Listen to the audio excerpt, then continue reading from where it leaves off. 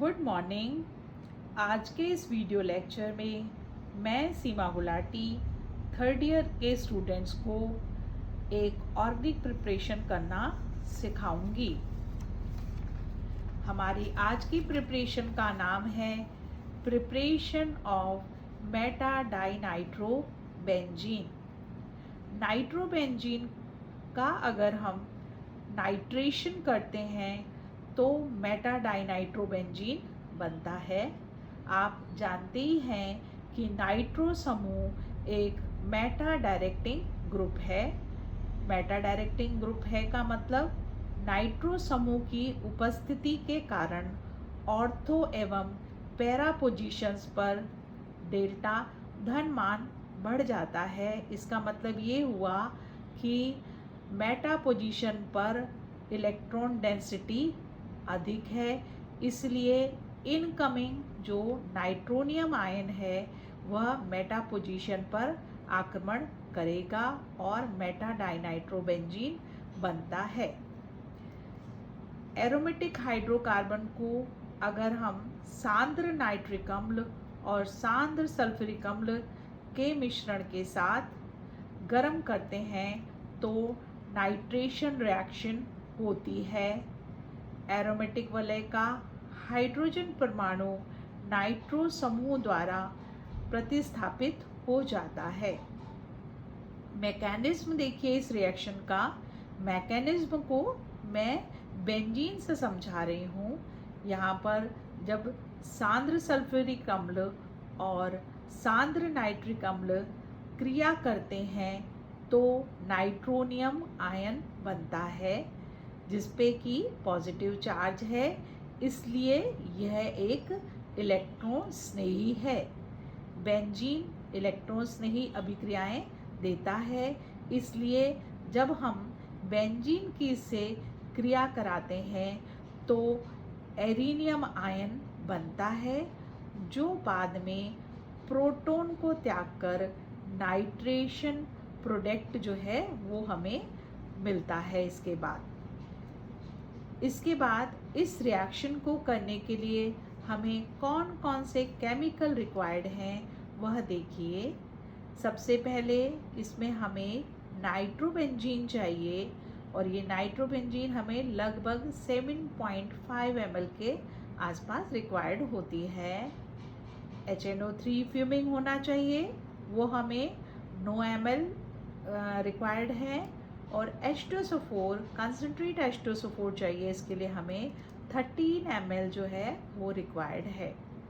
ये तीनों केमिकल हमें इकट्ठे कर लेने हैं। उसके बाद हम इस प्रोसीजर को अब शुरू करते हैं। इसकी विधि को देखिए कि कैसे हम मेटा डाइनाइट्रोबेंजीन नाइट्रोबेंजीन से सिंथेसाइज करेंगे। सबसे पहले हम एक राउंड बॉटम फ्लास्क लेंगे जो कि 250 ml वाला राउंड बॉटम फ्लास्क होना चाहिए।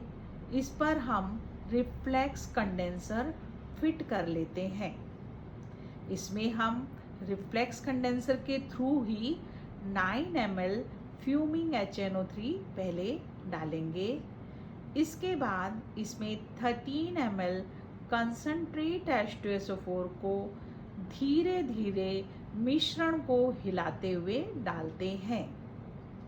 फ्लास्क को समय समय पर ठंडा करना चाहिए क्योंकि यह भी एक एक्सोथर्मिक रिएक्शन होती है जिससे फ्लास्क बार बार गर्म हो जाएगा। उसे हम ठंडा करते हुए और फिर उसके बाद H2SO4 को धीरे धीरे मिलाते हैं।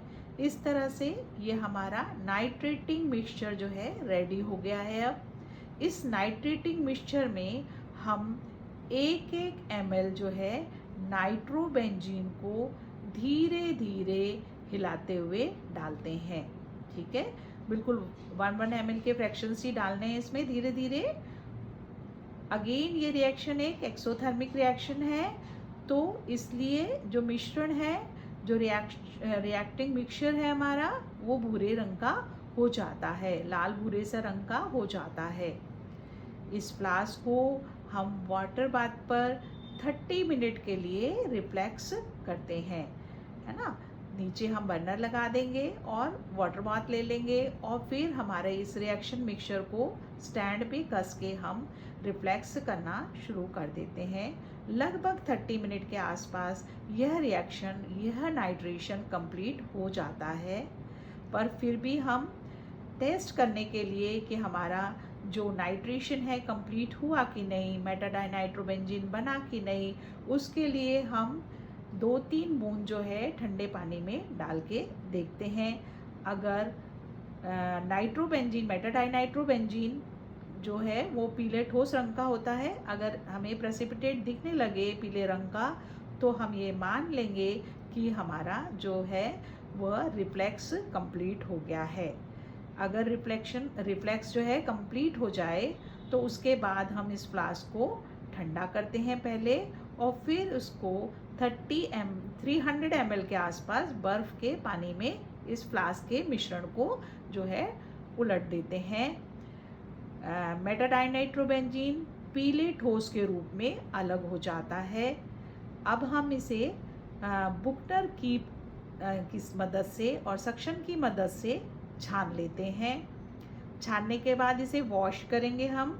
इसको हम जल से वॉश कर सकते हैं क्योंकि मेटाडाइनाइट्रोबेंजीन जो है वह इंसॉल्युबल है, वाटर इंसॉल्युबल है, पानी में नहीं घुलता है, इसलिए हम इसे अच्छी तरह से वॉश कर सकते हैं। एक्स्ट्रा जितना भी मेटाडाइनाइट्रोबेंजीन पे H2SO4 या HNO3 लगा होगा वो वॉश आउट हो जाएगा। अगर हमें रिक्रिस्टलाइजेशन करना है तो हम रेक्टिफाइड स्पिरिट से इसका रिक्रिस्टलाइजेशन भी कर सकते हैं। इस प्रिपरेशन की जो यील्ड है, उपलब्धि है, लब्धि है, वो हमारी लगभग 8 ग्राम के आसपास आती है। रिक्रिस्टलाइजेशन से, अगर हम रिक्रिस्टलाइजेशन करते हैं और उससे जो हमें मेटाडाइनाइट्रोबेंजीन मिलता है उसका हम मेल्टिंग पॉइंट निकाल के प्योरिटी ऑफ जो कंपाउंड है वो भी टेस्ट कर सकते हैं। अगर हमारा कंपाउंड प्योर बना है तो उसका मेल्टिंग पॉइंट जो है 90 डिग्री के आसपास आना चाहिए। आज हमने मेटाडाइनाइट्रोबेंजीन सिंथेसाइज किया है। नेक्स्ट लेक्चर में हम कोई और प्रिपरेशन लेंगे। Thank you.